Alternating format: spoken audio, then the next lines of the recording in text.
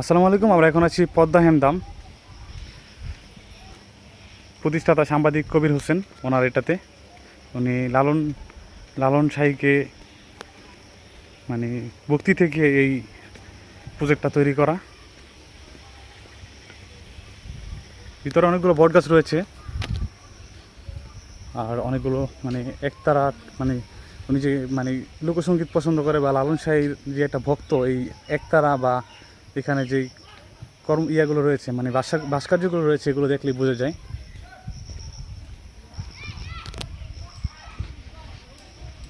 ভিতরে অনেকটা স্পেস। কুষ্টিয়ার যে বিখ্যাত লালন শাহী রয়েছে ওইটার থেকে মোটামুটি এটার এরিয়াটা অনেক বড়। ভিতরে যে এখানে একতারা তৈরি করা হয়েছে আর উনি মাঝে মাঝে যেটার ভিতরে গান চর্চা করে।